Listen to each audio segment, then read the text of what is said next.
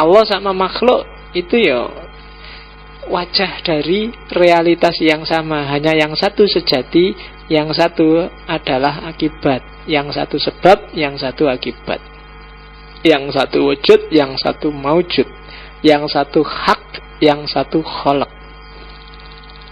Oke, jadi semua manifestasi dari Allah, wahdatul wujud.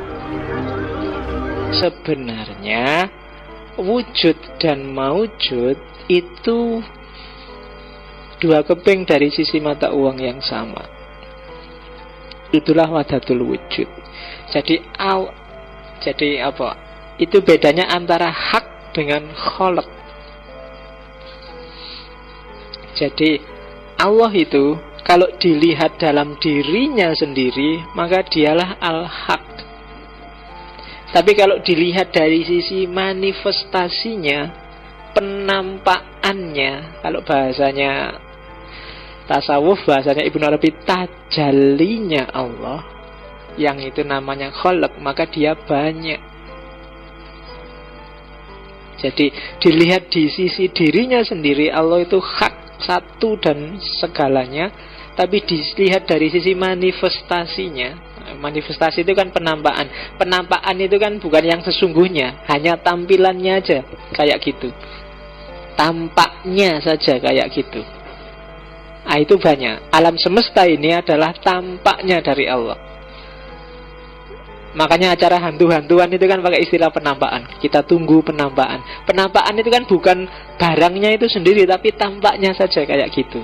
Makanya kalau ada asap lewat, putih-putih lewat, terus dikasih lingkaran merah, perhatikan asap ini, kan gitu. Asap ini kan bukan hantunya, dia cuma penampakannya, tajallinya.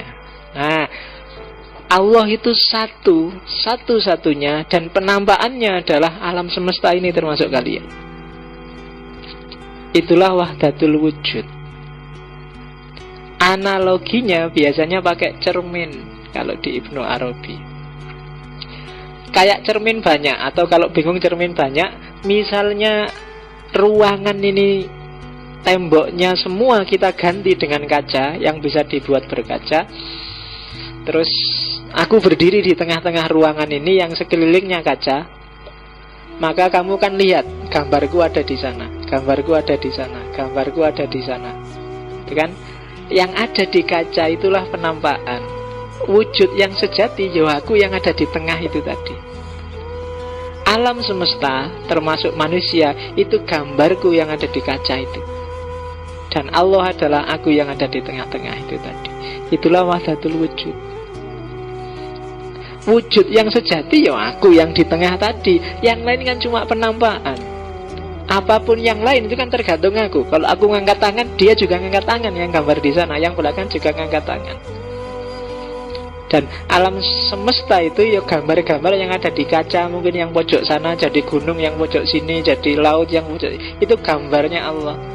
Gambarku di kaca kan gitu. Yang sebelah sana gambar punggung, sebelah sana gambar wajah, sebelah sana gambar pundak kanan, sebelah kiri gambar pundak kiri.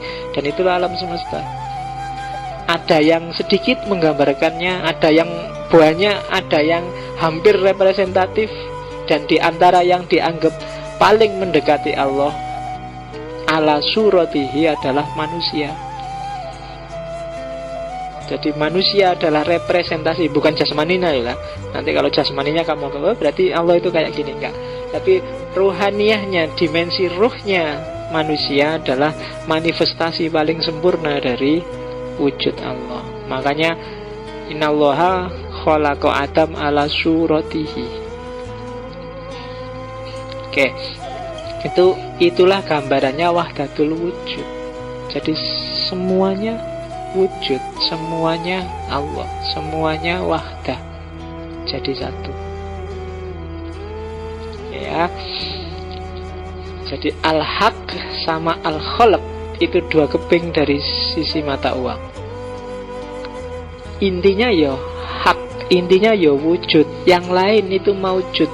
Dia ada sesuai dengan yang wujud tadi.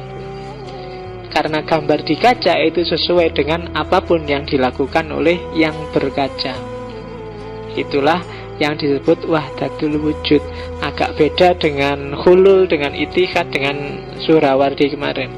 Jadi kalau ini coraknya tidak ada jarak. Allah sama makhluk itu ya wajah dari realitas yang sama, hanya yang satu sejati, yang satu adalah akibat, yang satu sebab, yang satu akibat, yang satu wujud, yang satu maujud, yang satu hak, yang satu kholak. Oke, jadi semua manifestasi dari Allah. Nah, kalau ada yang jahat-jahat gimana, Pak? Apa Allah juga jahat? Enggak. Kejahatan itu muncul ketika manifestasi tadi tidak tampak, terhijab. Jadi tidak bergaya, tidak berprofil seperti adanya, tidak sesuai proporsinya. Kejahatan itu kan ketika sesuatu tidak proporsional, tidak pada tempatnya. Ya kan? Hubungan laki-laki perempuan itu indah, tapi ketika tidak pada porsi dan proporsinya, dia jadi jahat. Ya kan? Bunuh itu kalau pas porsi dan proporsinya, dia indah. Agak susah membayangkan bunuh. Ada di konteks tertentu bunuh itu indah. Pembunuhan itu indah, bahkan disaksikan oleh banyak orang. Misalnya waktu korban. Loh ya kan? Korban itu kan kamu pembantaian besar-besaran terhadap sapi dan kambing, tapi kan tidak terasa jahat, terasa indah. Karena apa? Porsi dan proporsinya pas.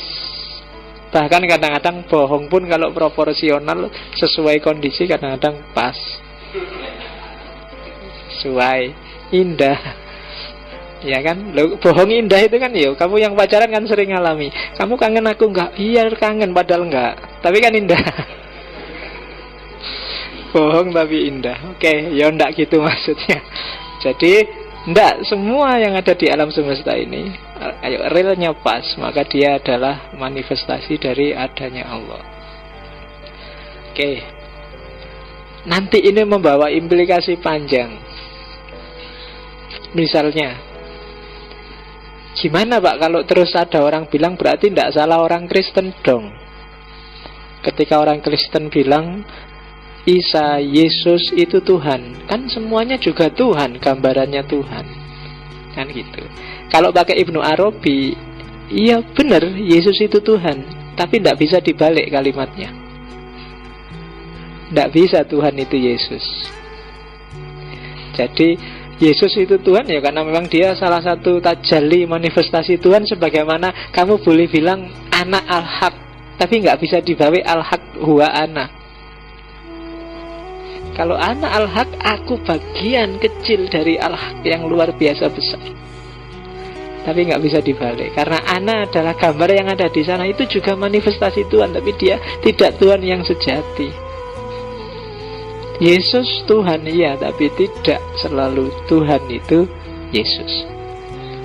Jadi cara berpikirnya seperti itu.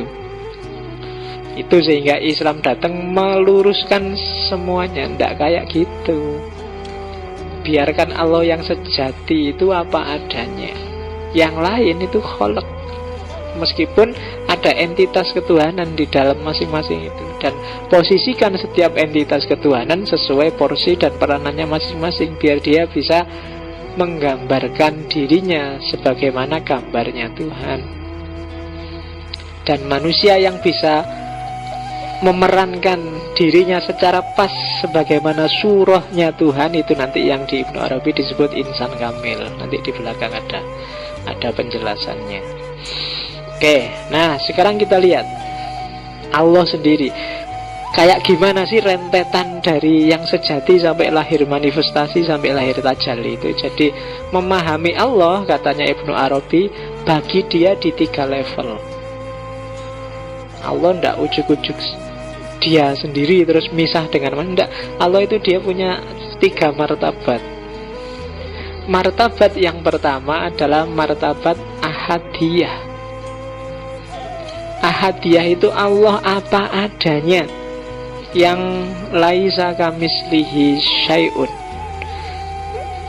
akalmu nggak akan nyampe memahami Allah.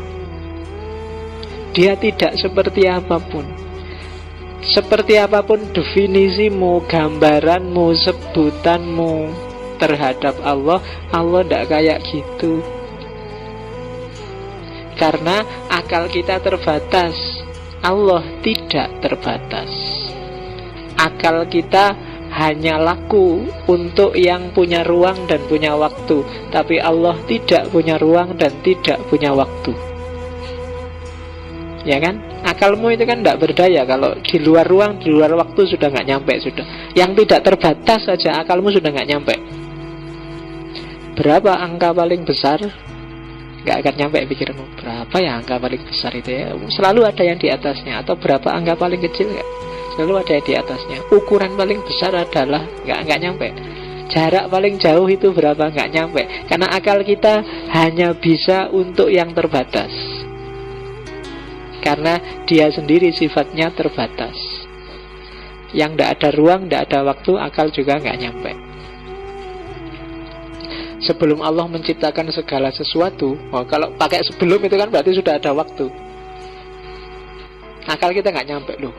Iya ya, sebelum Allah menciptakan. Sebelum itu kan berarti sudah waktu. Padahal waktu itu ada ketika alam semesta ada, dan perputarannya itulah yang melahirkan kemarin, besok, nanti. Nah sebelum itu gimana? Itu kan nggak nyampe akalmu.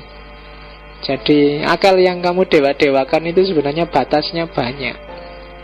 Cuma kamu aja yang nggak sadar. Cari buku yang judulnya Batas Nalar.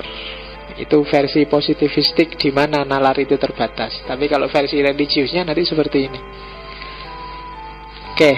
Nah, karena Tuhan itu tidak bisa dinamai, tidak bisa dijangkau, tidak bisa dijelaskan, tidak bisa diakses oleh pikiran, satu-satunya jalan untuk memahami Tuhan di level ahadiyah itu nanti yang disebut teologi negatif.